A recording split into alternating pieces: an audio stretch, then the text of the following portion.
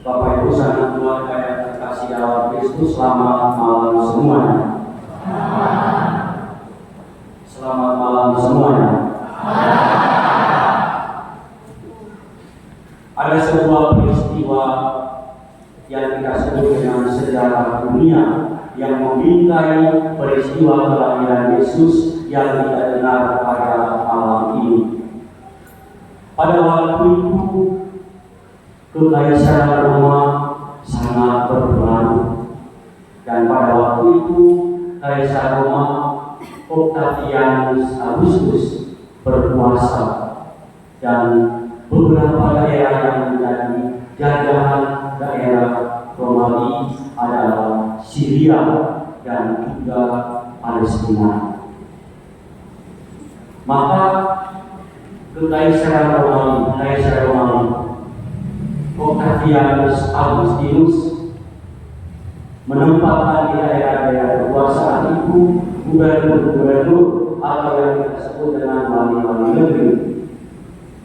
Salah satunya itu di daerah Syria adalah Irenaeus, dan di daerah Judea adalah Herodes.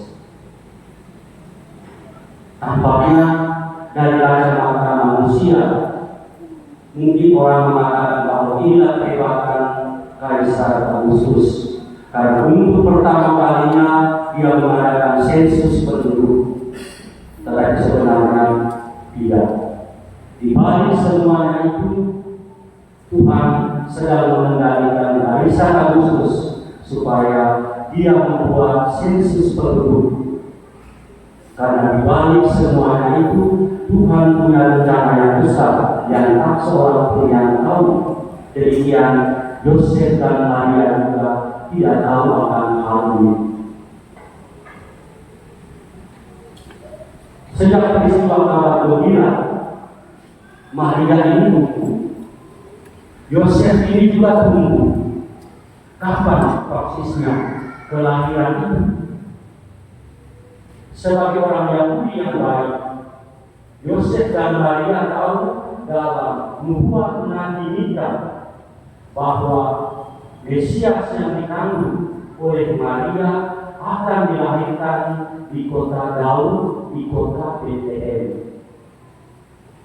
Tetapi sampai dengan hari-hari Maria mau melahirkan, tanda-tanda bahwa Tuhan menunjukkan kuasa-Nya itu tidak tampak.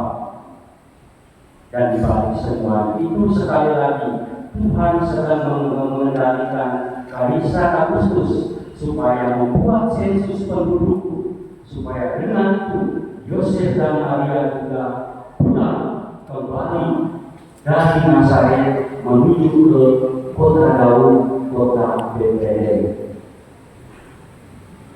Tuhan punya rencana itu indah, dan tak seorang pun yang tahu apa rencana Tuhan di balik semua peristiwa itu yang dialami oleh Yosef dan Maria. Bukan hanya Yosef dan Maria yang kembali untuk mengadakan sensus penduduk, tetapi semua orang yang ada di perantauan oleh Kaisar Augustus diwajibkan untuk kembali, supaya mereka segera melunaskan pajak iuran mereka sekaligus didaftarkan, sekaligus sensus penduduk. Kalau orang berpikir secara sederhana, mungkin mereka mengatakan hebat Kaisar Augustus. Untuk pertama kalinya dia membuat sensus penduduk. Tetapi sebenarnya Tuhan menggunakan Kaisar Augustus untuk membuat sensus penduduk supaya Yosef dan Maria pergi kembali ke Bethlehem, sebab membuat Nabi Mika, engkau Bethlehem, engkau bukan yang terkecil, tetapi engkau akan menjadi yang terbesar, sebab dari pada dua akan bangkit seorang yang akan memerintah umat.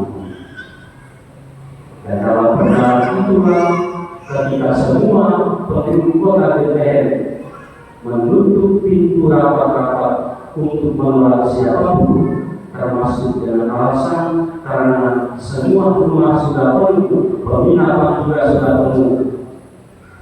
Satu-satunya yang menjadi tempat yang layak untuk Yosef dan Maria adalah di dalam kandang binatang.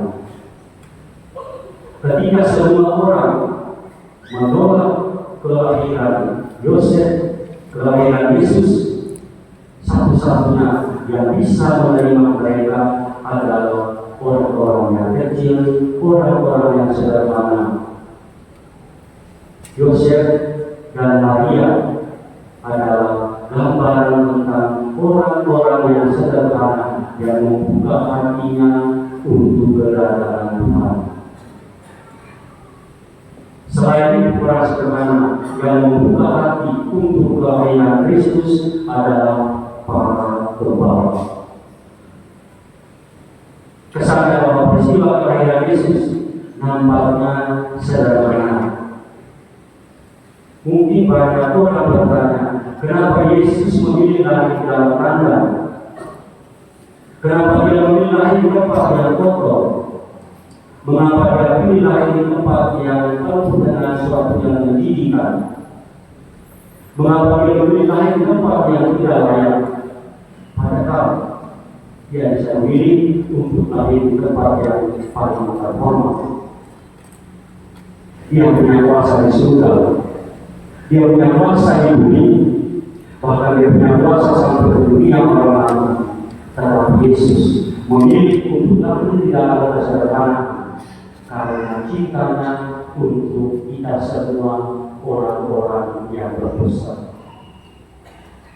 Bagi Yesus, dengan memilih lahir di kandang yang hina, dengan memilih lahir di tempat yang kotor, dan dengan memilih lahir di tempat yang menjijikkan, dia menunjukkan bahwa Allah memasuki sejarah hidup manusia, terlibat bersama dengan manusia, ikut ambil bagian dalam sejarah hidup umat manusia, dan lebih dari itu, dia datang supaya kita yang berada di dalam dosa boleh mengalami keselamatan.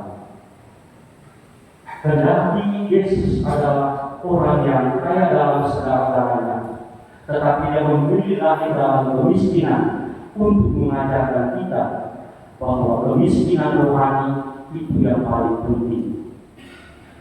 Dengan demikian kita menjadi kaya dalam kekayaan rohani, sehingga orang yang kaya secara rohani selalu mengandalkan Tuhan, karena dia tahu bahwa suatu waktu dunia ini yang sifatnya fana akan selesai.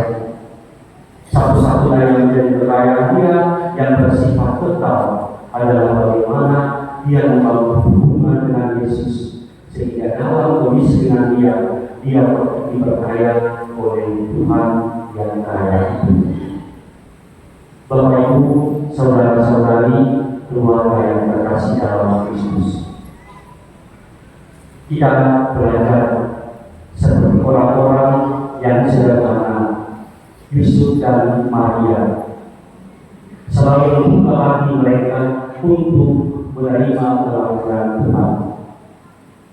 Seperti para gembala yang dalam ketidaktahuan mereka, tetapi begitu mereka mendengar dan mendapat kabar dari mereka, bergegas mereka pergi untuk menyembah Yesus yang baru itu.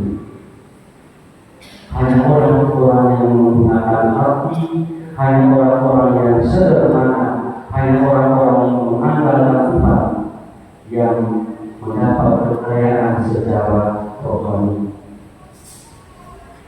Kaisar Augustus, Irenaeus dan Herodes mungkin kaya secara duniawi, tetapi di hadapan Allah sebenarnya mereka sangat miskin. Tuhan memberkati kita sekarang dan selama-lamanya. Amin.